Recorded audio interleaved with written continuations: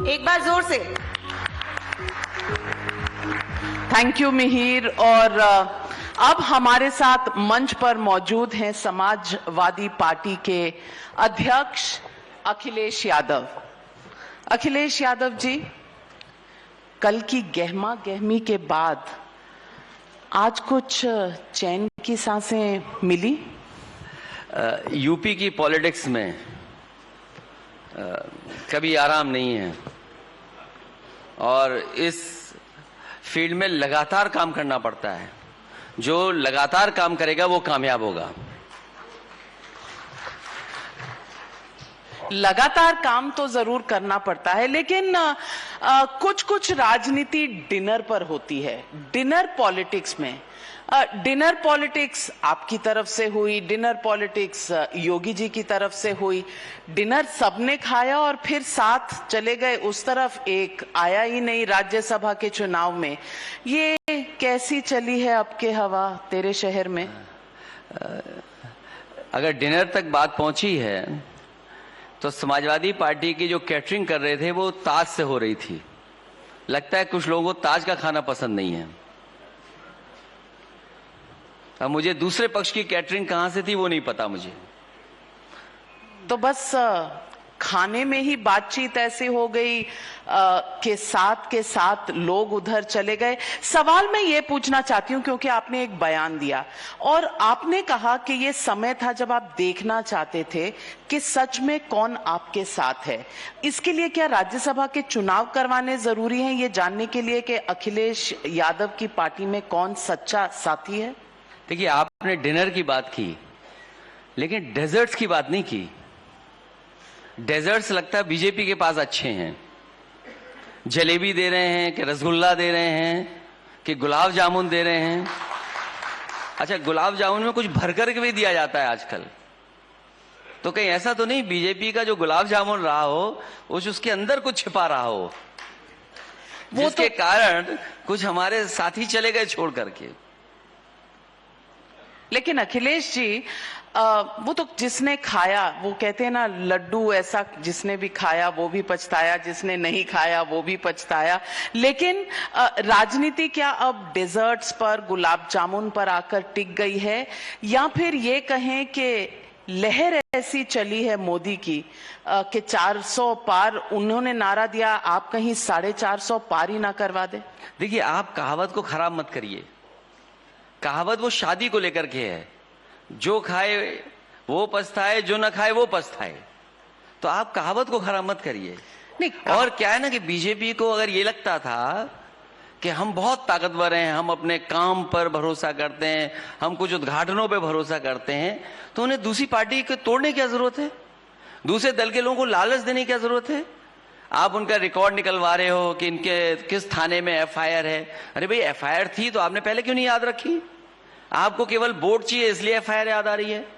और फिर दिल्ली से लेके लखनऊ तक, दिल्ली से लेके लखनऊ, लखनऊ से लेके दिल्ली। अरे आपने तो इतना काम किया है, अमृत काल चल रहा है आपका, आप विश्व गुरु बन गए हो, आपने तो न जाने कितना इंफ्रास्ट्रक्चर काम किया है। फिर आपको जरूरत क्यों पड़ रही विधायकों की? और फिर आपका अपना नहीं, दूसरों का उधार के लेकर ले रहे हो आप। और आपका जो टॉपिक अच्छा है, नवनिर्माण, मैं समझता हूं यहां जितने लोग आए होंगे और आप भी जिस रास्ते से आए होंगे, ये एग्जाम्पलरी काम समाजवादियों का जो दिखाई दे रहा है, ये जो अंसल सिटी है, ये समाजवादियों का काम है। कभी नेताजी ने इसको डिजाइन किया था। तो मैं समझता हूं नवनिर्माण तब होगा जब अंसल जैसी मॉडर्न सिटी बनेगी किसी शहर में, जहां प्रॉपर सड़क होगी, सड़क के किनारे पेड़ लगे होंगे, साइकिल ट्रैक होगा, फुटपाथ होगा, 24 घंटे सिक्योरिटी होगी, 24 घंटे यहां पर हर सुविधा होगी। और जो इन्वेस्टमेंट जो दिखाई दे रहा है, ये समाजवादियों की देन है यहां पर। चाहे वो लुलु मॉल हो, चाहे आपका मेदांता हो, चाहे वो स्वीडिश स्कूल हो, चाहे आपका बेस्ट प्राइस हो, चाहे आपका अमूल हो, चाहे आपका पराग हो, चाहे आपका कैंसर इंस्टीट्यूट हो। और सोचिए, बीजेपी के सबसे बड़े नेता जो पूर्व में प्रधानमंत्री रहे, अटल बिहारी वाजपेयी जी के नाम पर यूनिवर्सिटी बननी थी, इन्होंने कैंसर इंस्टीट्यूट की जगह काट करके नई जगह नहीं ली इन्होंने, कैंसर इंस्टीट्यूट के पास जो हार्ट का एक अच्छा अस्पताल बनना था, उसकी जमीन छीन करके हार्ट अस्पताल ना बना करके आप यूनिवर्सिटी बना रहे हो। और सोचो किसने उसका शिलान्यास किया था? लोक भवन, जहां मुख्यमंत्री जी बैठते हैं, उसके सामने प्रधानमंत्री जी ने शिलान्यास किया था। और कब किया था शिलान्यास? तो क्या नवनिर्माण हो रहा है ये? आपका कहना है कि पिछले 10 सालों में कोई कार्य ही नहीं हुआ उत्तर प्रदेश में। जहां देखो एयरपोर्ट बन रहे हैं, जहां देखिए हाईवे बन रहे हैं, जहां देखिए जन कल्याण के काम हो रहे हैं। सरकारी स्कीमों की बात करें तो प्रधानमंत्री आवास योजना है, प्रधानमंत्री उज्ज्वला योजना है, आयुष्मान भारत कार्ड है। मैं पूछना चाहती हूं कि ये कौन से चश्मे हैं कि राजनीति में विपक्ष को सत्ता पक्ष का कोई काम नजर ही नहीं आता? नहीं, चश्मा कोई नहीं है। अगर चश्मा विपक्ष के पास नहीं है तो चश्मा प्रेस के पास भी नहीं है, क्योंकि ये कॉर्पोरेट हाउसेस हैं। एयरपोर्ट बन नहीं रहे हैं, एयरपोर्ट बेचे जा रहे हैं। एयरपोर्ट बन नहीं रहे हैं, एयरपोर्ट बेचे जा रहे हैं। और जितने भी एयरपोर्ट बनाने का दावा सरकार कर रही है, वहां पहले से हवाई पट्टियां थी। और अगर एयरपोर्ट बन रहा है उसका स्वागत सबने किया है, लेकिन क्या आप किसान की जमीन छीन लोगे? आप मार्केट वैल्यू नहीं देंगे? आप कोई पुण्य काम करने जा रहे हैं, अच्छा काम करने जा रहे हैं, आप उसका सर्किट रेट नहीं बढ़ा सकते हैं? कहने को तो आप कह रहे हो कि हम इतनी $1 ट्रिलियन इकोनॉमी बना रहे हैं। अरे आप किसान को 500 करोड़ रुपए नहीं बढ़ा सकते? अयोध्या में अगर एयरपोर्ट बना, वहां के किसान सरयू नदी में चले गए, पानी में खड़े होकर के, और जनेऊ पकड़ करके उन्होंने कसम खाई कि हमें मुआवजा नहीं दिया जा रहा है, हम भारतीय जनता पार्टी को वोट नहीं देंगे और आने वाली पीढ़ी को भी कह के जाएंगे कि वोट नहीं देंगे। तो आप कोई पुण्य काम कर रहे हैं, अच्छा काम कर रहे हैं, तो मार्केट वैल्यू को तो पैसा दीजिए किसान को। आप क्यों नहीं दे रहे हैं? आप तो अखिलेश यादव जी, हर सरकार स्कीम चलाती है। आवास के अभी बन रहे हैं, आवास तो पहले से भी बन रहे हैं। और मैं आपको याद दिला दूं, जब से इंदिरा आवास आया, समाजवादियों ने समाजवादी हाउस बनाए, समाजवादी घर बनाए। हम लोग 3,45,000 रुपए देते थे। सोलर एनर्जी की बात आज कर रहे हैं। आप देख कर क्या, ये हर लोहिया आवास में सोलर एनर्जी से उनको बिजली उपलब्ध होती थी, पंखा चलता था, उनका एलईडी बल्ब चलता था। आप इनके प्रधानमंत्री आवास में बताइए कहां है सोलर पैनल? अब मुश्किल तो ये है कि हम अगर कोई बात बता दें तो ये नकल कर लेंगे उसकी, कहेंगे अब हमारे आवास में भी सोलर जलेगा। मुश्किल इस बात की है। लेकिन अगर सब कुछ इतना अच्छा चल रहा था, सब काम हुए थे, तो फिर 2017 के चुनाव, 2022 के चुनाव क्यों नहीं जीती आपके पार्टी? और 2014, 2019 की चुनाव क्यों नहीं जीते विपक्ष की पार्टियां? और इस बार इंडिया गठबंधन का आपने वादा किया है, वादा ऐसा किया था, लेकिन जो कन्वीनर थे नीतीश कुमार साहब वही चले गए। क्रॉस वोटिंग हो रही है, आपका एक मेंबर ऑफ पार्लियामेंट राज्यसभा से आ ही नहीं सका। और जिन्हें आप पढ़ा लिखा दोस्त कहते थे, जो किसानों के पक्ष की बात करता था, जयंत चौधरी जी की मैं बात कर रही हूं, वो भी अब आपके साथ नहीं है। अखिलेश जी, ये क्या हो रहा है? आपने बहुत सारे सवाल क्लब कर दिए हैं। अगर आप एक एक पूछेंगे मैं एक एक का जवाब दूंगा। तो एक एक का जवाब दीजिए। पहले बताइए कि आप चुनाव क्यों हारते जा रहे हैं, अगर सब काम आपने किए? आप मुझसे पूछिए कि कौन से सवाल का मैं जवाब दूं। आप कहिए कि 2017 2022 के चुनाव क्यों हारे, जब इतना काम किया था समाजवादी पार्टी ने? 2017 का चुनाव, मुझे चुनाव चिन्ह जब हमारा नॉमिनेशन हो गया तब हमें चुनाव चिन्ह मिला। 2017 का चुनाव अलग परिस्थितियों में चुनाव था, जिसकी वजह से जो मेहनत हमें करनी चाहिए थी, जिस तरीके का हमको तैयारी करनी थी, उस वजह से नहीं जीत पाए। और कभी कभी भारतीय जनता पार्टी की जो रणनीति होती है, हम लोगों को समझा रहे थे कि देखिए वर्ल्ड क्लास हमने एक्सप्रेस वे बनाया है, हमने वर्ल्ड क्लास हॉस्पिटल बनाया है, मेट्रो स्टेशन, मेट्रो दी है लखनऊ में, मेट्रो कानपुर में दी है, मेट्रो आगरा में दी है, वाराणसी में मेट्रो बनेगी, अमूल के प्लांट दिए हम लोगों ने, लैपटॉप डिस्ट्रीब्यूशन दिया हम लोगों ने, समाजवादी पेंशन दी, डीबीटी सिस्टम लेकर के आए, सबसे ज्यादा ब्रांचेस हम लोगों ने खोली और सबसे ज्यादा हम लोगों ने काम करके दिखाया। हम समझा रहे थे, बीजेपी के लोग बहका रहे थे। तो समझाने में और बहकाने में फर्क है। हम समझाते रहे, बीजेपी के लोग बहकाते रहे, बहकाने वाले जीत गए, समझाने वाले हार गए। और एक बार नहीं दो बार, एक बार नहीं दो बार, और आरोप तो आप लगा रहे हैं भी देश की जनता पर कि जनता मूर्ख है, वो बहकाने वाले के साथ चली गई, समझाने वाले के साथ नहीं। दूसरा सवाल आप पूछे उसी में जो क्लब किया था आपने, पहले आप इसका जवाब दे दीजिए कि जनता मूर्ख है कि बहकाने वाले नहीं, के नहीं, साथ जनता को मूर्ख मत बोलिए। नहीं, तो आप ही ने कहा नहीं, मैंने कि नहीं कहा, बहकाने वालों की बात मानी गई, समझाने वालों की नहीं। नहीं, मैंने ये कहा कि देखिए एससीएल में लाया, एससीएल बगल में है, एससीएल ट्रेनिंग इंस्टीट्यूट है, और मुझे याद है कि जब मैं मुख्यमंत्री बना सबसे पहले मैं शिव नाडर जी को लंच पर बुलाया, और शिव नाडर जी से जब बात हुई मैंने कहा एससीएल का एक कैंपस मैं खुलवाना चाहता हूं आपसे। तो उन्होंने बहुत सारी बातें कही, बहुत सारी शर्तें रखी। मैं धन्यवाद देता हूं उस समय के अधिकारियों को कि जिन्होंने एक एक समस्या का समाधान किया, और उसका परिणाम यह हुआ कि एससीएल यहां पर बनकर के तैयार हो गया। मैं एक दिन वहां चाय पीने गया, बाहर चाय एक ठेला लगता था, बहुत सारे वहां बच्चे बैठे थे, बहुत सारे जो व्हाइट कॉलर जॉब करते हैं टाई लगा के खड़े थे लोग, और मैंने उसी में पूछा बातचीत में कि ये एससीएल कौन लेकर आया है ट्रेनिंग इंस्टीट्यूट। उसमें से दो लोग बोले कि अटल बिहारी वाजपेयी जी लाए हैं। मैं उसी समय मैंने कहा कि देखिए मैं चाय वाले से पूछता हूं। मैंने चाय वाले से पूछा ये बताओ ये एससीएल कौन लेके आया ट्रेनिंग इंस्टीट्यूट, किसकी सरकार में बना है? तो बोले भैया आप लेके आए हो, समाजवादी सरकार में बनकर के आया। तो सोचो एक टाई लगाया हुआ इंसान जिसके पास 3 लाख का पैकेज था, वो स्वीकार नहीं कर रहा था किसने बनाया। एक चाय वाला जानता था कि किसने बनाया।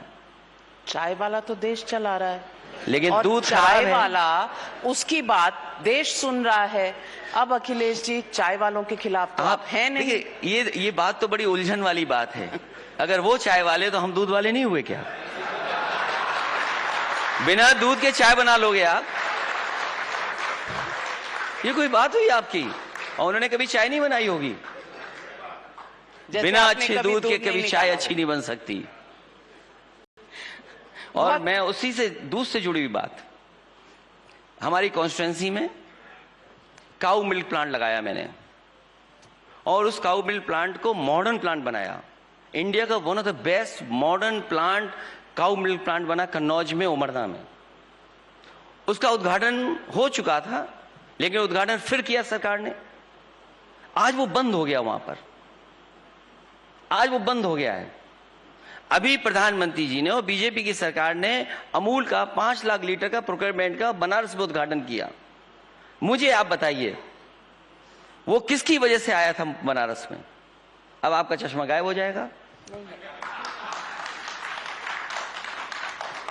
यूपी में कानपुर देहात में 5 लाख लीटर के प्रोक्योरमेंट का अमूल प्लांट समाजवादी सरकार में लगाया।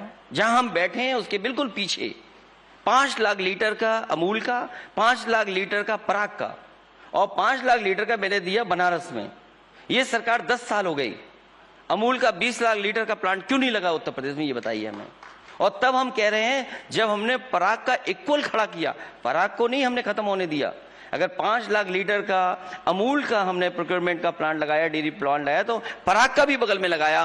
पूरे देश में होकर के देख के आइए, आपको एक जगह 10 लाख लीटर का प्रोक्योरमेंट का मिल्क प्लांट कहीं लगाओ तो हमें बता दो आप, और इन्होंने लगाया हो तो बता दो आप। तो जनता आपकी बात क्यों नहीं मांग रही? जनता की बात तो बाद में करूंगी। अरे आपने कभी नहीं दिखाया। विधायक, आपके अपने विधायक गुलाब जामुन के पीछे बताई। चले जाते हैं आपकी पार्टी छोड़कर। आपके चैनल को स्टोरी बतानी चाहिए थी कि देखिए इससे कितना रूरल इकोनॉमी को फायदा हो रहा है, इस रूरल इकोनॉमी के किसान को कितना लाभ पहुंच रहा है। आप सोचिए अगर 20 लाख लीटर का प्रोक्योरमेंट मिल्क हो रहा है अगर किसी प्लांट से, तो सोचो रूरल इकोनॉमी को कितना फायदा पहुंच रहा है। कभी आपने एक स्टोरी की हो तो बताएं आप। स्टोरी जितनी भी करते हैं, आपकी बहुत सी स्टोरीज हम नहीं, मैं ये जानना चाहता हूं आपकी स्टोरी आपके अपने विधायक क्यों नहीं बोल रहे, क्यों नहीं मान रहे? मैं ये सवाल आपसे पूछूं, आप सवाल से बच रहे हैं। अब दुख इस बात का है कि एक बीजेपी के विधायक, समाजवादी पार्टी के विधायक बीजेपी के बहुत अच्छे संपर्क में थे, मुझे बहुत पहले से पता था। तो मैं इसलिए खुश होता था कि चलो बीजेपी की बातें ये हम तक पहुंचा रहा है। अब हमें दुख इस बात का है बीजेपी की बातें कौन हमारे पास पहुंचाएगा। आपको ये नहीं पता चला कि शायद आपकी बातें वहां तक मुझे ये भी पता था। देखिए लोक भवन मैंने बनवाया है, 5 साल सरकार में रहा हूं, नेताजी भी मुख्यमंत्री रहे हैं। विधानसभा से लेकर के हर जगह ऐसे भी लोग हैं जो ये समय समय पर बता देते हैं कि देखो भैया आपका वो नेता यहां इस मंत्री से मिलकर के गया है। लेकिन हमें ये भरोसा था कि चलो मिल के आ रहा है, अपना थोड़ा काम करा रहा है, लेकिन हमें तो बात बता रहा है कि बीजेपी अंदर से हमारे खिलाफ क्या साजिश कर रही है। लेकिन अब उस व्यक्ति को ही ले लिया, तो बताओ खबर कौन देगा मुझे? दुख इस बात का है, दुख जाने का नहीं है हमारे। देखते रहिए टाइम्स नाउ नव भारत, खबरें आप तक आती रहेंगी। कौन सी वाली? बीजेपी की अंदर वाली खबरें? सारी खबरें, आपकी खबरें, उनकी खबरें, कांग्रेस की खबरें, हमारा काम है और न्यूज में हमारा मुकाबला है नहीं, तो जरूर देखते रहिए कि मैं इतना सिर्फ कह सकती हूँ। लेकिन अखिलेश जी, चुनाव का वक्त है तो आपसे पूछूंगी, एक नारा आपने दिया है 80 में से 80 सीटें आपको हरानी है, और दूसरी तरफ योगी जी ने नारा दिया है कि 80 की 80 सीटें जीतनी है। अब ये 80 का हिसाब होगा कैसे? आपके साथ कांग्रेस पार्टी आ गई है। कुछ ही महीनों पहले मैंने आपके साथ एक इंटरव्यू किया था, हम आपके चुनाव क्षेत्र में भी गए थे, कॉन्स्टिट्यूएंसी भी गए थे। उस वक्त आपने कहा था कि भारत जोड़ो न्याय यात्रा, भारत जोड़ो यात्रा का पहला फेज था। आपने कहा था मैं क्यों जाऊं, ये तो कांग्रेस पार्टी की यात्रा है। क्या बदला तब में और अब में जो अब आप यात्रा में चले गए? 3 लिस्टें आपने निकाल दी, फिर यात्रा में चले गए। यात्रा में गए तो राहुल गांधी और आप तो बैठे नहीं, बाकी पार्टी के दूसरे लीडर्स बैठकर अनाउंसमेंट कर देते हैं। 17 सीटें आपने उनको दी, जिसमें से 12 सीटों पर पिछली बार उनकी जमानत जब्त हो चुकी है, और अब की जो आपके विधायक उस तरफ चले गए हैं वो भी रायबरेली अमेठी से ही हैं। अब मैं पूछना चाहती हूं कि आपका साथ है कांग्रेस के साथ, कि एक बार ही साथ देकर साफ करना चाहते हैं? क्योंकि यात्रा मणिपुर से शुरू हुई थी और उत्तर प्रदेश में आखिरी दिन था उनका यात्रा का, तो अगर हमें उनकी यात्रा में विदाई के समय जाने का मौका मिला तो क्या खराब है? नहीं, खराब तो नहीं है, पर माइंड क्यों चेंज हुआ? यूपी से जा रहे थे तो हमने कहा उनसे मिलकर के और विदा कर दें। अच्छा, तो विदा करने की आपकी पूरी स्ट्रैटेजी है। दूसरा बीजेपी के लिए शॉकिंग न्यूज है। आप लोग तो ब्रेकिंग न्यूज चलाते हैं, कभी शॉकिंग न्यूज भी चलाइए। ओके, वो बात मैं इसलिए कह रहा हूं कि बीजेपी को वो गणित समझ में आ गया। जो बात आप रायबरेली और अमेठी की बात कह रहे हैं और जो आप नारे की बात कह रहे हैं, हमने कहा 80 हराओ लोकतंत्र बचाओ, 80 हराओ बीजेपी हटाओ, और बहुत सिंपल है उसके लिए कैलकुलेशन। जो शॉकिंग न्यूज वो ये है कि इनकी सरकार में हर पेपर लीक होता है। आपको एक स्टोरी या शॉकिंग न्यूज चलानी चाहिए और पूरा एपिसोड बनाना चाहिए, शॉकिंग न्यूज एपिसोड, और उसमें बताना चाहिए कि कितने बार इनका पेपर लीक हुआ है, नौजवानों के भविष्य से खिलवाड़ की सरकार ने। जो मेरी जानकारी है 9 परीक्षाओं का पेपर लीक हुआ है, और अभी लगभग 60 लाख बच्चे जो परीक्षा देने जा रहे थे पुलिस भर्ती का, जिसकी न जाने कितना अच्छा बंदोबस्त किया था, न जाने कितनी अच्छी तैयारी बताई गई थी कि तैयारी हो गई है, और उसका पेपर लीक हो गया। अगर आप सिंपल कैलकुलेशन करें कि 60 लाख बच्चे, उनके मां बाप, इनका अगर मल्टीप्लिकेशन करें हम 60 लाख इंटू 3, जो बनता है 1 करोड़ 80 लाख, और 1 करोड़ 80 लाख को हम 80 लोकसभा से अगर डिवाइड कर दें तो 2,25,000 लोग इनसे नाराज हैं। अगर किसी कॉन्स्टिट्यूंसी में केवल एक सवाल पर, रोजगार और नौकरी के सवाल पर, पेपर लीक के सवाल पर, अगर 2,25,000 लोग प्रभावित हुए हैं, तो बताओ भारतीय जनता पार्टी बचेगी कैसे? कैसे बचेगी? इसीलिए अरे अगर आपने इतने बड़े काम किए हैं, आपने इतना बड़ा विकास किया है 10 साल में डबल इंजन ने, तो आप दूसरों के विधायक कैसे तोड़ रहे हैं? आप दूसरों के विधायकों की क्या जरूरत है? सवाल ये नहीं पूछना चाहिए, सवाल जनता को आपको ये बताना चाहिए कि इन विधायकों को ये पैकेज मिला था जिसकी वजह से ये समाजवादी पार्टी छोड़ के चले गए। आप वो पैकेज का डिस्कशन क्यों नहीं करते हैं? नहीं, मैं हमें छोड़ के चले गए, हम स्वीकार कर रहे हैं बड़ा आरोप कि हमारा लगाया छोड़ के चला गया, लेकिन अब जनता को कैसे फेस करेंगे? पैकेज मिला है और नहीं, मुझे नहीं पता पैकेज तो आप बताएंगे ना। नहीं तो आप बता, बिना पैकेज के तो कुछ चलता ही नहीं है। जिसका दाना उसका गाना। अरे भाई एड क्या फ्री चलाते हैं आप? अखबार में टीवी पे एड फ्री चलता है क्या? क्या स्पॉन्सर्स नहीं होते हैं? तो आपके विधायक बिकाऊ थे? अब बिक गए, बीजेपी ने खरीद लिया। वो आज बीजेपी ने खरीदा, कल हम फिर खरीद लेंगे। उसमें क्या बात है? जो बिकने वाला तो वो बिकेगा। नहीं तो आप फिर खरीद लेंगे तो मतलब ये जो बेचने खरीदने का मामला है ये चलता रहेगा। जो बिकने वाला है अगर यहाँ बिका है तो आगे भी बिक जाएगा। नहीं तो आप कह रहे हैं आप भी खरीद लेंगे, तो यानी कि तो क्यों नहीं खरीदेंगे? जब खरीद जरूरत होगी तो खरीद लेंगे। सौदा कोई भी कर सकता जो है। बिक रहा है उसको तो खरीदेंगे ना लोग। तो आप बिक क्यों रहे हैं? तो आप जब लाते हैं तो परख के नहीं लाते हैं? क्या करके? परख के नहीं लाते हैं? नहीं, कौन सा नायाब हीरा आप ला रहे हैं? नहीं, हमें तो ये भरोसा दिला रहे थे कि हम आपके पक्के रहेंगे, पक्के रहेंगे, आपके ईमानदारी से आपके रहेंगे। लेकिन वो भी ईमानदार विधायक निकले, क्या करें हम उनका? पर आपको पहले कुछ भी अंदाजा था कि ऐसा होने वाला है? मैंने तो आपसे कहा कि कुछ खबरें हमें वहां की यहाँ देते थे। दुख है इस बात का। अब खबर कौन देगा हमें?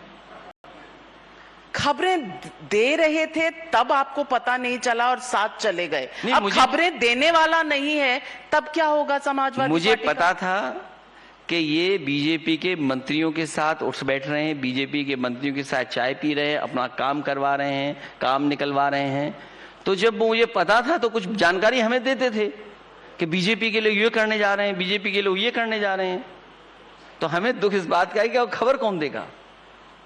खैर अब तो चुनाव दूसरे हैं, लोकसभा वाले हैं, उसमें तो जनता ये फेस कैसे करेंगे? जिस वोट से जीत करके आए हैं, क्या अंतरात्मा वहां नहीं पता लगेगी? लेकिन जिस वोट से जीत करके आए उसको कैसे फेस करेंगे लोग? लेकिन जब उन्होंने अंतरात्मा की बात की और अंतरात्मा की आवाज, कम से कम 2 विधायकों ने तो कहा कि अंतरात्मा की आवाज सुनकर जा रहे हैं, और उन्होंने अंतरात्मा की आवाज सुनते ही अपने सोशल मीडिया पे रामलला की तस्वीर लगा दी। अब लगता है कि रामलला कारण बने।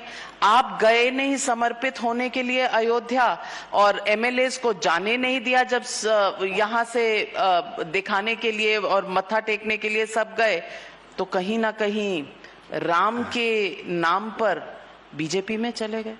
देखिए, प्रभु राम, उनके दर्शन के लिए सबको अलाउ था, कोई मना नहीं थी कि आप जब जाना चाहें चले जाएं। लेकिन इसको पॉलिटिकल इवेंट मत बनाइए।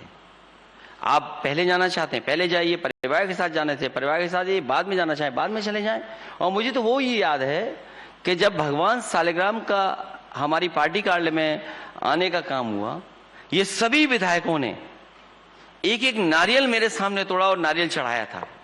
जो छोड़ के गए हैं उसमें कोई विधायक ऐसा नहीं था जिसने पूजा पाठ न की हो, हमारे साथ पार्टी कार्यालय में खड़े न हो।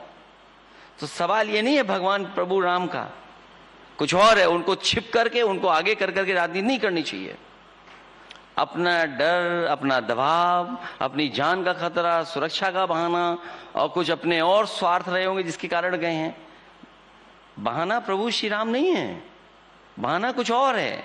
जो मैंने बात डेजर्ट से शुरू की थी, बात डेजर्ट्स की है, गुलाब जामुन की है। गुलाब जामुन, और गुलाब जामुन के अंदर क्या निकलेगा? लेकिन अखिलेश जी, जो मूल सवाल है वो मूल सवाल ये है कि बीजेपी का आरोप आप पर है कि आप तुष्टीकरण की राजनीति करते हैं। आपने असेंबली में स्टेटमेंट दिया था कि आपके बुलाने से नहीं जाऊंगा राम के यहाँ, और आपने एक बार ये भी सार्वजनिक तरीके से कहा था कि जब बुलावा आएगा तो मैं खुद दर्शन पे चला जाऊंगा। लेकिन मुझे लगता है 1.25 महीना हो चुका है प्राण प्रतिष्ठा के बाद, बुलावा नहीं आ रहा है अयोध्या से आपको, रामलला याद नहीं आ रहे। मैं हिंदू हूँ, सनातन धर्मी हूँ, भगवान को मानता हूँ, सब भगवानों को मानता हूँ, जितने अवतार हैं उनको मानता हूँ, देवी देवताओं को मानता हूँ मैं। और मेरा मानना है, और मेरे से जैसे बहुत सारे लोग हैं वो यही मानते हैं कि जब बुलावा आता है तब जाएंगे हम। जब अपने आप मन करेगा हम जाएंगे, दर्शन करेंगे। आप कहें जबरदस्ती जाएंगे, क्यों जाए हम जबरदस्ती? क्या आप बुलावा आया था वहां से आपका? मुझे तो आया था, मैं तो गई थी। तो आप, हमें तो ये मान्यता है कि जब बुलावा बुलाते हैं तो अपने आप लोग चले जाते हैं। इसका आपको आगे अभी हमारा इंतजार कर रहे हैं, हम बाद में जाएंगे उसके बाद। कहते हैं कि दिल की बात सुननी पड़ती है तभी बुलावा सुनाई देता है। नहीं, दिल की बात तो नहीं सुनते भगवान। भगवान पूजा पाठ की बात सुनते हैं। खुद के दिल की बात सुननी पड़ती है तब बुलावा भगवान का सुनाई देता है। भगवान को मानते हैं, जब भगवान बुलाएंगे हम चले जाएंगे। तो फिर अभी ये हमें बताइए, दूसरे भगवान बुला रहे हैं तो हम वहां जाते हैं। अभी हमारे इटावा में हमारे भगवान है, वो बुलाते हैं, हम कई बार जा चुके हैं। अच्छा, तो अयोध्या से कोई खास आपकी? मैं चाहूंगा, मैंने कहा कि मैं जाऊंगा। तो ये बताइए कि अभी इलाहाबाद हाई कोर्ट ने एक ऑर्डर दिया और एक ऑब्जर्वेशन भी दी कि 1993 में जो व्यास तहखाना था, जो एक गैर कानूनी तरीके से आपकी सरकार यानी मुलायम सिंह जी, स्वर्गीय मुलायम सिंह यादव जी की सरकार ने वहां ताले लगा दिए थे, वो गलत फैसला था। आज हाइंडसाइट में आपको लगता है कि तुष्टीकरण की पॉलिटिक्स में वो एक गलत स्टेप था? आप बात तो नवनिर्माण की कर रहे हैं और जा कहां रहे हैं आप? उन परिस्थितियों में क्या रिपोर्ट्स रही होंगी सरकार के सामने, क्या फैसले लेने के समय आया होगा, और मैं समझता हूं जो एडमिनिस्ट्रेशन ने डिसीजन लिया होगा उसी का परिणाम रहा होगा। लेकिन जो इस वक्त कोर्ट का ऑर्डर आया है, वो परिस्थिति देखकर नहीं बोल रहे हैं? आपको इससे ज्यादा चर्चा ये करनी चाहिए थी कि चंडीगढ़ में जो मेयर के चुनाव में हुआ, क्योंकि हम लोग 2024 के चुनाव में जा रहे हैं। अगर वो वोट बैलेट से ना पड़े होते और वहां सीसीटीवी कैमरा ना होता, मैं धन्यवाद देता हूं सुप्रीम कोर्ट को। और सोचिए सुप्रीम कोर्ट ने क्या कहा, ऐसा टर्म का इस्तेमाल करना कि लोकतंत्र बिल्कुल खत्म हो जाएगा। इसीलिए मैंने कहा कि कभी समुद्र मंथन हुआ था, इस बार संविधान मंथन होने जा रहा है। एक तरफ वो लोग होंगे जो संविधान को बचाना चाहते हैं, एक तरफ वो लोग हैं जो संविधान को खत्म करना चाहते हैं।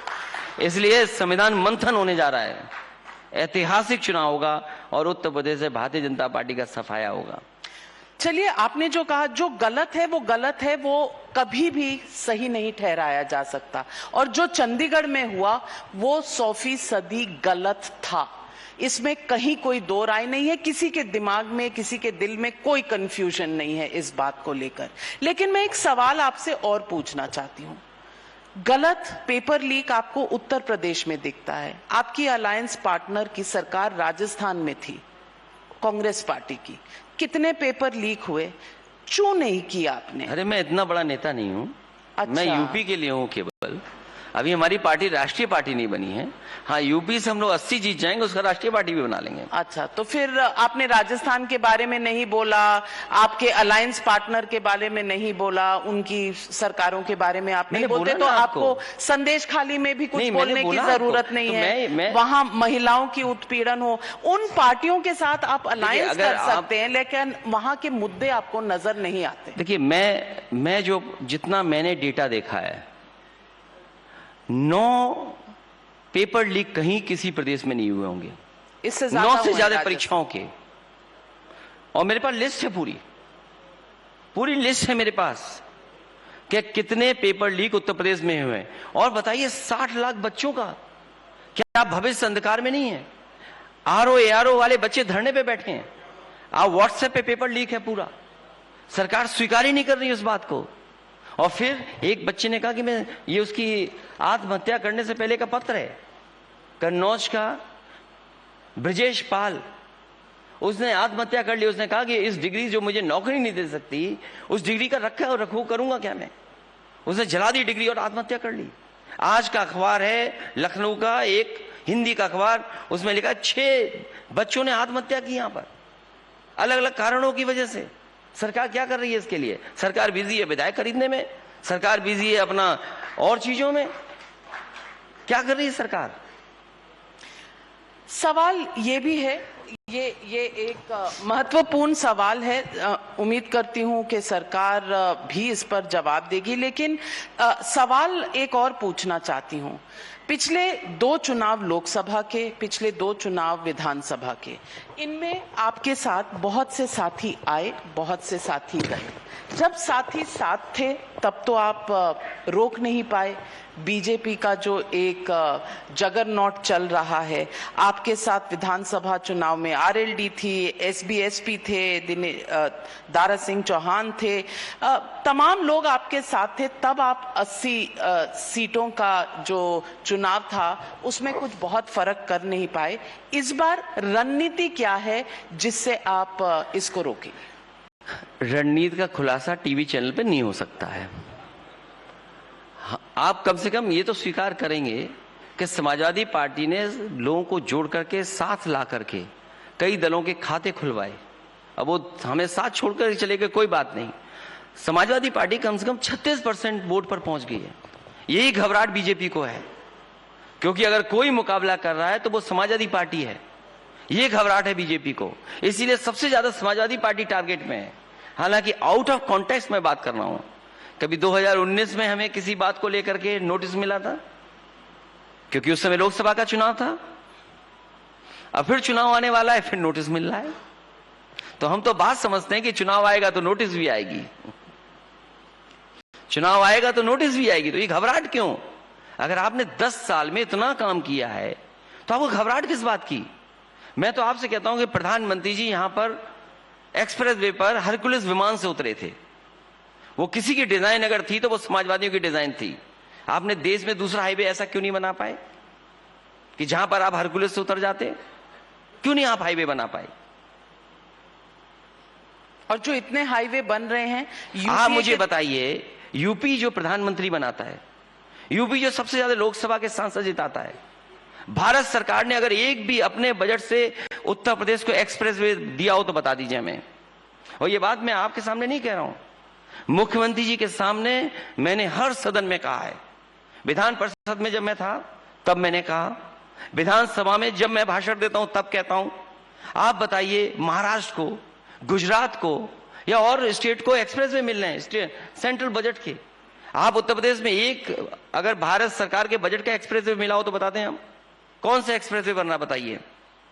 भारत सरकार के एनएचएआई से बजट से अगर एक भी उत्तर प्रदेश में एक्सप्रेसवे बन रहा हो तो हमें बताइए आप। जो प्रदेश प्रधानमंत्री दे रहा है, जो प्रदेश सबसे ज्यादा लोकसभा सांसद जिता रहा है, उसके साथ भेदभाव कर रहे हैं आप। जो आप सुपर कंडक्टर की और सेमीकंडक्टर की बात कर रहे हैं, आप सेमीकंडक्टर की बात की, अगर एचसीएल हम लोग लेकर के आए, सेमीकंडक्टर का प्लांट उत्तर प्रदेश में क्यों नहीं लगा? किसी और स्टेट में क्यों चला गया? क्या इसका जवाब है सरकार के पास? आपने एक इन्वेस्टमेंट मीट की, फिर इन्वेस्टमेंट मीट की, फिर आपने डिफेंस एक्सपो किया, फिर आपने G20 किया, फिर आपने अभी ग्राउंड ब्रेकिंग सेरेमनी की। उत्तर प्रदेश का नौजवान क्यों बेरोजगार है? उत्तर प्रदेश का नौजवान को नौकरी क्यों नहीं मिल रही है? क्योंकि नौकरी इसलिए नहीं देना चाहते हैं क्योंकि इन्हें आरक्षण देना पड़ेगा, इसलिए नौकरी नहीं देना चाहते हैं। ये कोई पेपर लीक नहीं कर रहा है, ये सरकार पेपर लीक करा रही है। उनकी नीयत नहीं है नौकरी और रोजगार देने की। तो मैं ये जानना चाहता हूं, उत्तर प्रदेश में एक्सप्रेस वे के लिए बजट क्यों नहीं है? चलिए, उत्तर प्रदेश में अब तो सरकार भी गई, अब और चली जाएगी, तब कहां से आएगा पैसा? विधायक आपके जा रहे हैं और आप कह रहे हैं सरकार भी जा रही है। अरे वो विधायक है, हम सरकार जाने की बात कर रहे हैं, लोकसभा चुनाव की। चलिए, तो सवाल मैं आपसे पूछती हूँ कि आपका ऑल्टरनेटिव विजन क्या है? अब ऑल्टरनेटिव विजन जिसमें आप 80 की 80 खुद हराना चाहते हैं, उसका ऑल्टरनेटिव विजन क्या है?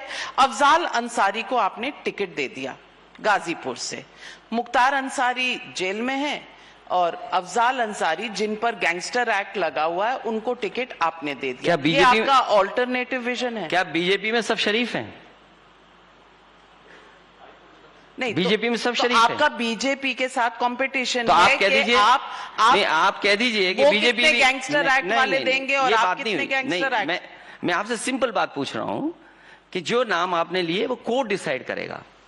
भाई हम न्यायालय पे भरोसा तो करेंगे कि न्यायालय क्या करता है, न्यायालय क्या फैसला लेता है। यहाँ बहुत सारे ऐसे मुकदमे झूठे लगते हैं। अब लखनऊ शहर में अकबरगंज है, अकबर नगर, आप सोचिए वहां 40 साल से 50 साल से लोग रह रहे हैं, उन्हें डराया जा रहा है, उन्हें झूठे मुकदमे लगाए जा रहे हैं और उनके बुलडोजर चल गया। बताइए, जो लोग दादा परदादा से रह रहे थे घर बना करके, आप नाले पर रिवर फ्रंट बना रहे हैं, उन गरीबों का घर तोड़ रहे हैं बुलडोजर से आप। और सरकार कैसे काम करती है, मैं आपको उदाहरण देता हूं।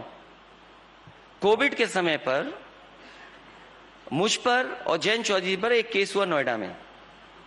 आप सोचेंगे किसने चार्जशीट लगाई हमें? सरकार की नीयत देखिए आप। जैन चौधरी जी पर जब चार्जशीट लगवानी थी तो उन्होंने एक जाट अधिकारी ढूंढ से उससे चार्जशीट लगवा दी। हम पे चार्जशीट लगवानी थी तो एक यादव अधिकारी ढूंढ करके चार्जशीट लगवा दी। यह है सरकार का काम करने का तरीका। तो पीडीए का ख्याल रखा जा रहा है, पीडीए परिवार बढ़ता चला जा रहा है। तो फिर इससे तो आपको कोई ऑब्जेक्शन नहीं होना चाहिए। नहीं, मैं दूसरी बात कर रहा हूं, आप समझ नहीं पाए। मैं समझ पाई हूँ, लेकिन मैं ये बता रही हूँ कि यादव अधिकारी अगर इतना सशक्त है कि आप पर चार्जशीट लगा रहा है, उस अधिकारी पर कितना दबाव होगा। सवाल यह है कि देखिए, यादव अधिकारी ढूंढा, उससे हम पे चार्जशीट लगवाई। एक जाट अधिकारी ढूंढा, उसमें जयंत चौधरी की चार्जशीट लगवाई। लेकिन जयंत चौधरी आपके अब साथ अपना मुकदमा खत्म करवा लें भाई। अब सरकार में चले गए तो मुकदमा खत्म करा लें, जब उनका खत्म होगा तो हमारा भी खत्म हो जाएगा। एक ही तो एफआईआर में दोनों के नाम है। अच्छा, तो इसलिए आपने तो नहीं भेजा वहां?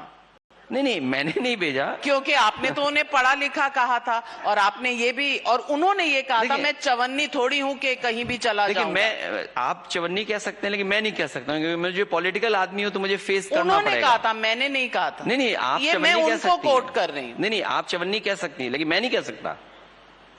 आप कह सकती हैं, क्योंकि मैं हमें तो नहीं कह उनके रही बीच हूं, फिर जाना है। मैं उनको कोट कर रही हूँ। तो उन्होंने क्या कहा था? उन्होंने कहा था, मैं उनसे जब ये सवाल किसी ने पूछा, किसी पत्रकार ने, तो उन्होंने कहा चवन्नी थोड़ी हूं कहीं चला जाऊंगा। तो जब मुझसे दोस्ती दोबारा होगी तो मैं पूछूंगा क्यों चले गए थे। तो अभी दोस्ती नहीं है? नहीं, अभी दोस्ती क्या है, वो तो समाजवादी पार्टी ने उन्हें जिताया, दूसरे सदन में पहुंचा दिया। आप सोचिए, राज्यसभा कितने 37 पर बनते हैं राज्यसभा, और जब उनके विधायक मेरे पास आए थे तो मैंने उनसे कहा था कि मुझे छोड़ के बच जाना, और मैंने कहा हमारा साथ देना हमेशा। एक विधायक ने मुझे आश्वासन दिया था कि हम आपका साथ नहीं छोड़ेंगे। तो क्या देखा मैंने अभी?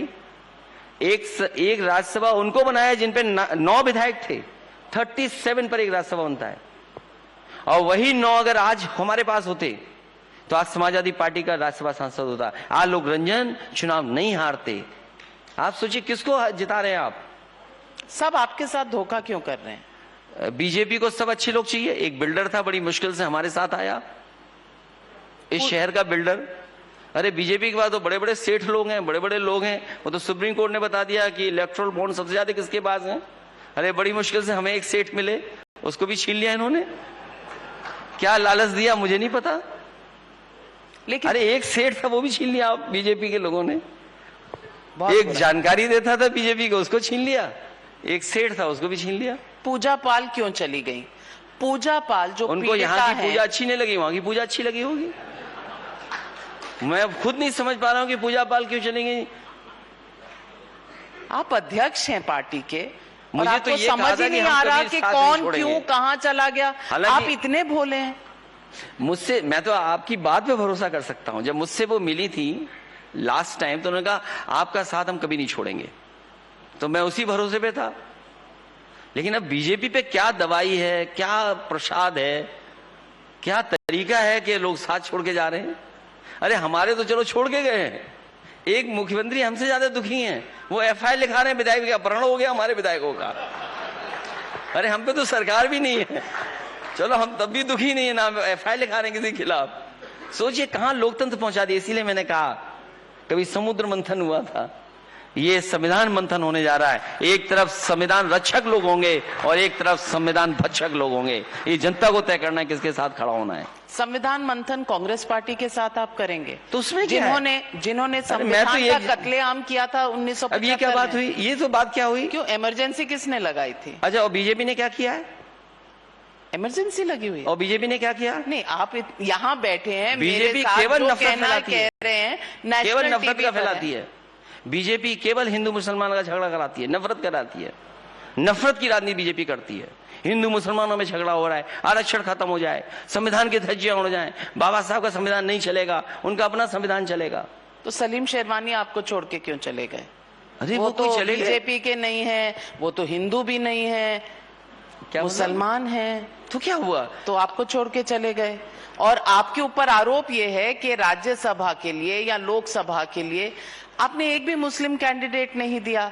अब ये कैसा अन्याय है? MY फॉर्मूला का क्या हुआ? देखिए, आप MY था हमारा महिलाएं और यूथ। अच्छा। क्योंकि मैंने आप जब पॉलिटिक्स में आए ना अखिलेश जी, उससे बहुत पहले से मैं पत्रकारिता में आ गई थी और पॉलिटिक्स कवर कर रही थी, तो कम से कम ये वाला गुलाब जामुन यहाँ मत फेंकिए। और देखिए, आपको भी पीडीए के पक्ष में होना चाहिए। नहीं, मैं बिल्कुल पक्ष में हूं, बस मैं ये जो नई नॉलेज आप दे रहे हैं इसके पक्ष में नहीं हूं, गलती को गलती कहती हूं। नहीं, MY जो हमारा फार्मूला था वो महिलाएं और यूथ को जोड़ने का था, और जो ये पीडीए का जो फार्मूला है उसमें आधी आबादी भी है, आप भी हैं उसमें, तो कम से कम आपको तो हमारा समर्थन करना चाहिए। मैं बिल्कुल समर्थन करती हूं, लेकिन मैं पूछती हूं, आपने कहा आप बंगाल और राजस्थान के बारे में नहीं कहेंगे, यहां पर आकर राहुल गांधी जो आपके अलायंस पार्टनर है, जिनके साथ आप भारत जोड़ो यात्रा में जाते हैं, वो आकर आपकी कल की सबसे ज्यादा वोटों से जीतने वाली जया बच्चन की परिवार की बहू को, ऐश्वर्या राय को कहते हैं वो ऐश्वर्या राय नाचती है, एक बार नहीं, 2 बार नहीं, उत्तर प्रदेश में 5 बार मैं आप चाहें तो उनकी सारी साउंड बाइट सुना दूंगी। आपने मुंह से एक लफ्ज नहीं निकाला, ये आप महिलाओं के साथ खड़े हैं। मैं जब कभी भी मिलूंगा कांग्रेस के नेता से, मैं कहूंगा कि ऐसा नहीं कहना चाहिए था। आप आज एक पब्लिक प्लेटफॉर्म पे हैं, मैं पूछ रही हूं जब कभी मिलेंगे, आप उस कमेंट्स के बाद मिल चुके हैं और बिल्कुल सार्वजनिक तरीके से मिल चुके हैं, आपने कुछ नहीं कहा, आपने ट्वीट नहीं कहा, आपने उनसे नहीं कहा, मैंने सुना नहीं था। सच्चाई ये है कि वो मैंने स्टेटमेंट नहीं सुना था, क्योंकि बहुत सारे चैनल में देखता नहीं हूं। आपके अपने राज्य में क्या हो रहा है आप सुनते नहीं हैं, सच में आपके अलायंस पार्टनर क्या कह रहे हैं आपको पता नहीं चलता, आपके विधायक क्या कर रहे हैं आपको पता नहीं चलता, वो डेजर्ट खा रहे हैं, चाट खा रहे हैं, आपको पता नहीं चलता, आप क्यों इतने पता करना कैसे हैं? अच्छा, अगर कोई अच्छा काम कर रहा है और कुछ चीजें नहीं देखनी चाहिए, राष्ट्रपिता महात्मा गांधी जी कह चुके हैं कि कब आंख बंद करनी है, कब मुंह बंद करना है, कब कान बंद करने हैं। तो आपने ऐश्वर्या राय पर आंख बंद करी है कि मुंह बंद किया? तो मैं अपनी आंख बंद कर लूंगा, कान बंद करूंगा, ना देखूंगा ना सुनूंगा, लेकिन समय आएगा तो मैं उन्हें कहूंगा कि इस तरह का किसी भी महिला के बारे में विचार नहीं होना चाहिए। और आप सोचिए, चलो वो तो कांग्रेस के पार्टी नेता ने कहा, तो फिर बीजेपी के लोग इतने कुछ कहते हैं तो आप आंख और मुंह और कान और नाक सब बंद कर लीजिए। बीजेपी के लोग क्या कहते थे? जो भी कहते हैं, जो हमारे गलत लगता है, नहीं, तब भी आप आंख बंद कर लीजिए। अगर आपने मुझे रोका है कि मैं ऐसा उनको कहूं और समझाऊं, अभी मुख्यमंत्री जी आएंगे, जब वो मुख्यमंत्री जी नहीं थे, वो महिलाओं के लिए क्या कहते थे? आप उनको भी यही बात कहिएगा कि भविष्य में आप कभी मत ऐसा कहना। जो प्रेजेंट है उस पर आप कुछ नहीं कहेंगे, तो आप भी क्यों पास्ट की बात कर रहे हैं? ये प्रेजेंट है, बात गुजर गई, 4 दिन पुरानी बात है। अच्छा, 4 दिन। और अगर यही बात है तो बीबीसी का इंटरव्यू क्यों बैन हुआ था? कौन सा इंटरव्यू? बीबीसी का इंटरव्यू बैन हुआ था और उसमें महिला पत्रकार के बारे में क्या कहा गया था, आप वो भी बात उठा दीजिए फिर। बिल्कुल, अगर किसी महिला पत्रकार के कैरेक्टर को इस तरह उछाला जाएगा, अगर कोई फिल्म स्टार है तो वो सिर्फ नाचती ही होगी, अगर इस तरह हाँ, ये बात आपने सही कही। जब मैं सैफई में महोत्सव कराता था तो भारतीय जनता पार्टी के लोग क्या कहते थे उन आर्टिस्टों को, ये बताइए आप पहले। यही भारतीय जनता पार्टी के लोग क्या कहते थे तो जब सैफई में कर रहे हैं, और यही वही काम जब वहां कर रहे हैं भगवान श्री राम के प्रभु मंदिर में जो आर्टिस्ट आए उनको क्या कह रहे हैं ये लोग, क्या हम भी कहें उनके बारे में वही बात? अयोध्या और गोरखपुर में जो कार्यक्रम हो रहा था उसमें भी मैं वही कहूं। तो आप फिल्म के आर्टिस्ट क्यों बुलाए आपने? क्यों बुलाए आपने? आप सैफई के महोत्सव पे कहते थे ना, तो आप क्यों बुलाने आर्टिस्टों को? क्योंकि वो शोभा होते हैं, वो आपके कार्यक्रम को गरिमा बढ़ाते हैं।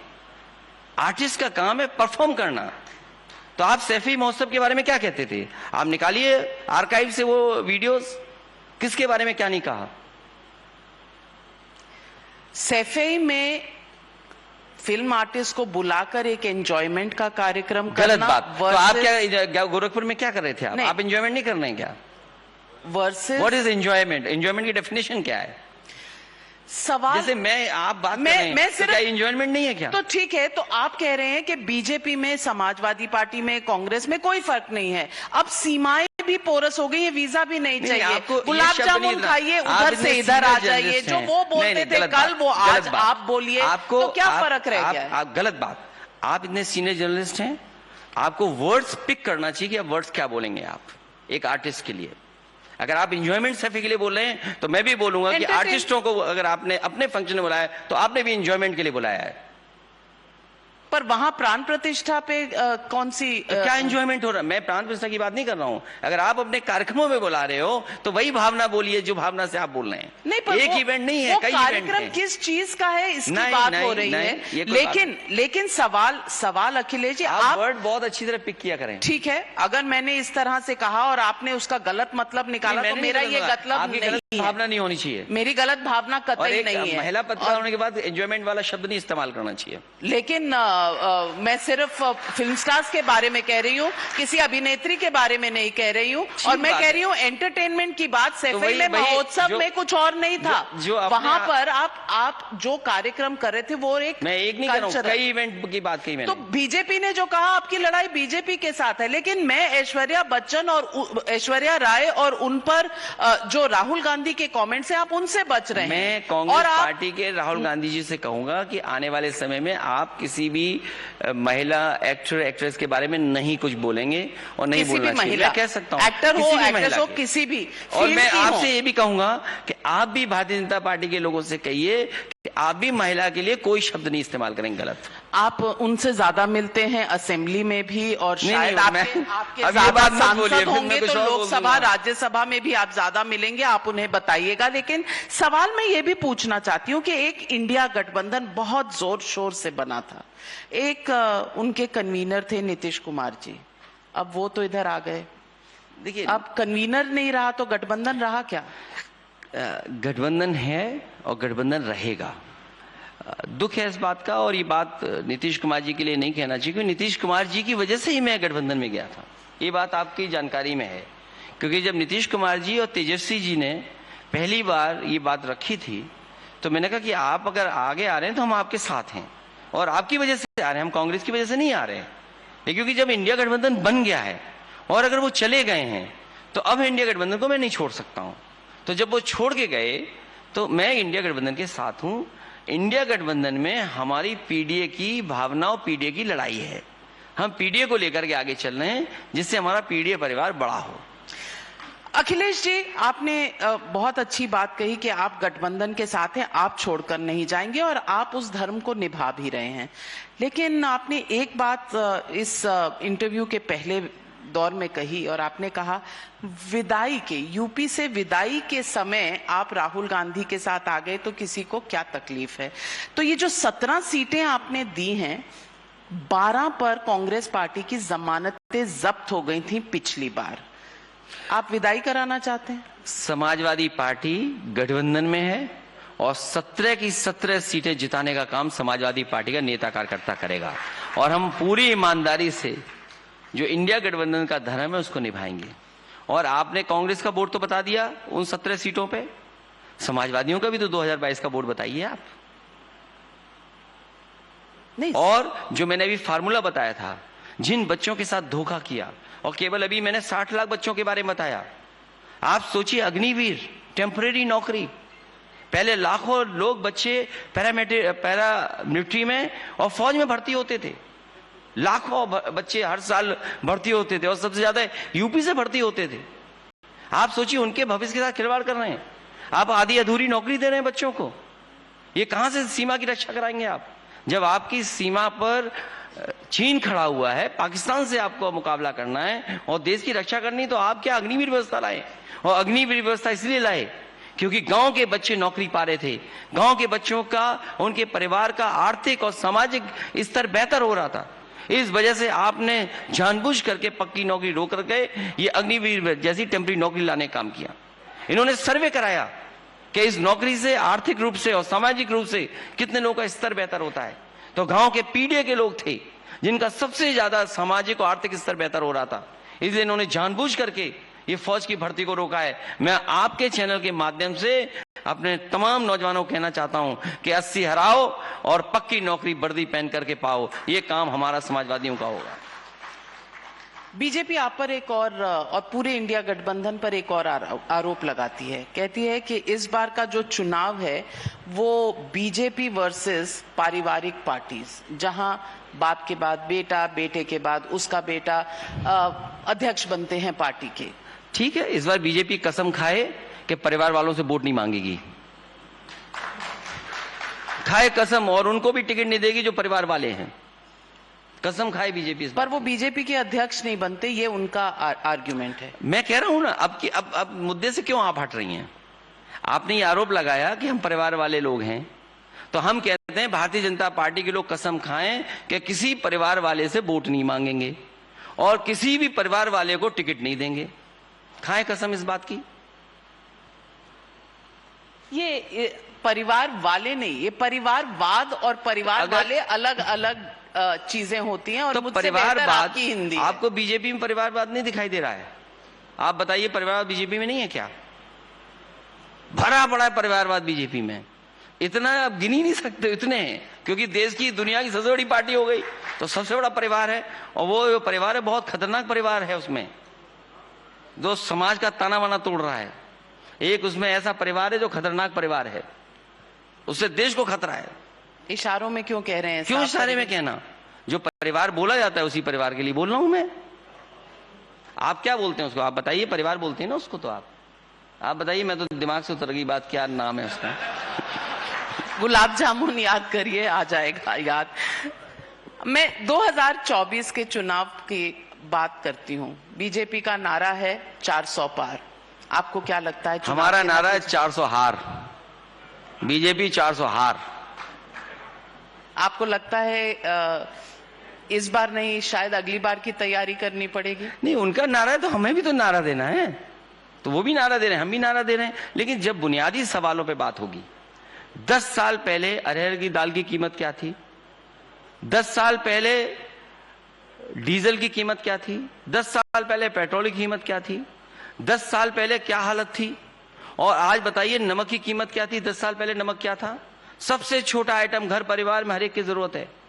बताइए 10 साल पहले नमक की कीमत क्या थी और आज क्या है? और फिर बीजेपी को यह जवाब देना पड़ेगा कि इन्होंने बैंकों का लगभग 15 लाख करोड़ रुपए माफ किया है, उद्योगपतियों का 15 लाख करोड़ रुपए।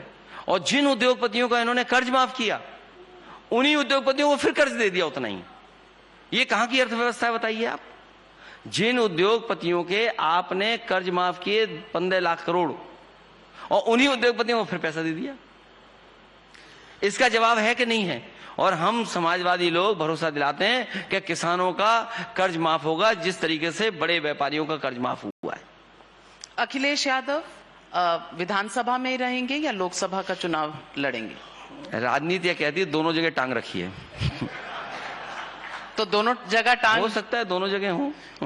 तो कौन सी कॉन्स्टिट्यूएंसी? अभी नहीं बताएंगे, बाद में तय करेंगे। बहुत है हमारे पास कॉन्स्टिट्यूएंसी। तो फिर तय है कि अब अगली मुलाकात दिल्ली में नई पार्लियामेंट में होगी। मुझे नई पार्लियामेंट अच्छी नहीं लगी, तो अब जाना तो वही है। अगर चुनाव आएगा तो अभी तय नहीं करेंगे, चुनाव का तारीख आएगी तब तय करेंगे। तो फिर अब की बार 400 पार या अब की बार 400 हार, कौन जीतेगा कौन हारेगा ये तो जनता तय करेगी। जनता आकलन करेगी, तो भारतीय जनता पार्टी पर जवाब नहीं होगा, न बेरोजगारी का, न महंगाई का, और न ही उत्तर प्रदेश में जो विकास रोका है उसका। मैं कह रहा हूं आपसे, अगर एक एक्सप्रेसवे दिया हो तो बता दें, एक नया आईएम दिया हो तो बता दें। दिल्ली का सबसे प्रतिष्ठित एक स्कूल है संस्कृति, सबसे प्रतिष्ठित है, और समाजवादी सरकार में उन्हीं अधिकारियों से मिलकर के मैंने आपके जहां पर ये इंटरव्यू रहा उससे पीछे चक गजरिया में एक संस्कृति स्कूल बनाया। सोचिए, क्योंकि समाजवादियों ने बनाया था इसलिए आज तक वो स्कूल शुरू नहीं हो पाया। ट्रिपल आईटी बना हुआ है। क्या ट्रिपल आईटी और नहीं उत्तर प्रदेश को मिलना चाहिए था? क्या एक और आईएम नहीं मिलना चाहिए था उत्तर प्रदेश को? क्या जो एम्स के वादे किए थे आपने 6 एम्स देंगे, 6 एम्स मिल गए क्या यूपी को? तो ये, और मुझे याद है कि जिस समय भारतीय जनता पार्टी के सीनियर लीडर्स मेरे पास आए थे, उस समय समाजवादी सरकार थी, उन्होंने कहा कि बनारस में 24 घंटे बिजली होनी चाहिए। उसी दिन उनका अनशन तोड़वा करके जो धरने पे बैठे थे, मैंने उनका धरना तोड़वाया और उसी दिन बनारस को 24 घंटे बिजली उत्तर प्रदेश की सरकार ने कर दी। और उस समय उनसे मैंने कहा कि उत्तर प्रदेश से, क्योंकि प्रधानमंत्री जा रहे हैं, तो उत्तर प्रदेश का बिजली का कोटा बढ़ाया जाए। आज 10 साल हो गए, उत्तर प्रदेश का बिजली का कोटा नहीं बढ़ा। तो इसका जवाब क्या है सरकार के पास? और जितने बिजली के कारखाने लगवाए थे, चाहे निवेली लिग्नाइट हो, चाहे अनपारा में हो, चाहे हरदुआगंज में हो, चाहे आपका एटा में हो, चाहे ललितपुर में हो, चाहे आपका पनकी का हो, ये सभी प्लांट, चाहे आपके प्रयागराज के हों, ये तमाम वो पावर प्लांट हैं जो समाजवादी सरकार में बनना शुरू हो गए थे, आज तक पूरे नहीं हुए। ये सरकार बताए कि दिल्ली वालों ने कौन सा नया पावर प्लांट उत्तर प्रदेश को दिया, ये बताएं हमें। एक पावर प्लांट बताएं जो भारतीय जनता पार्टी ने उत्तर प्रदेश को दिया हो। तो इस बार देखना पड़ेगा, सवालों की झड़ी आपने लगा दी है। जनता इस बार समझाने वालों की बात समझेगी कि बहकाने वालों की बात समझेगी। अखिलेश यादव जी, आपने सवाल उठाए हैं, जवाब जरूर आएंगे, लेकिन आपने सवालों के जवाब दिए और आपको कितना भरोसा है अपने गठबंधन पर, ये मेरा आखिरी सवाल है। हिमाचल में राज्यसभा, लोकसभा के चुनाव में तो गर्मी होती है, हम सब समझते हैं। राज्यसभा के चुनाव में वहां पहाड़ी इलाके में इतनी गर्मी हो गई है, तो ये अलायंस कहां और कैसे जाएगी? सोचिए, लोकतंत्र में यही तो हम कह रहे हैं, लोकतंत्र खत्म हो जाएगा। एक मुख्यमंत्री एफआईआर लगा रहा अपनी विधायक के लिए, कहां का लोकतंत्र बचा है? और हम तो कह रहे हैं और बातें छोड़ दीजिए, केवल आप लोग साथ दे देना, भारतीय जनता पार्टी का सफाया कर देंगे।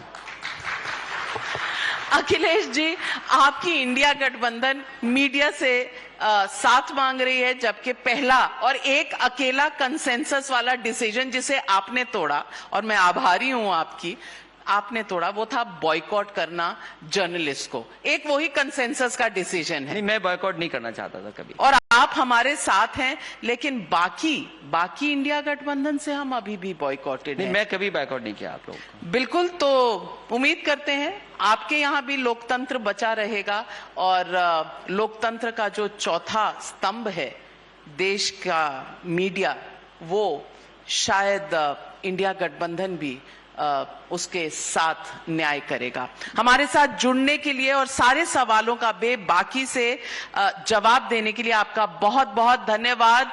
और तालियों की गड़गड़ाहट अगर होती तो शायद और मजा आता। Thank you. बहुत बहुत शुक्रिया आप दोनों का, जितने बेखौफ सवाल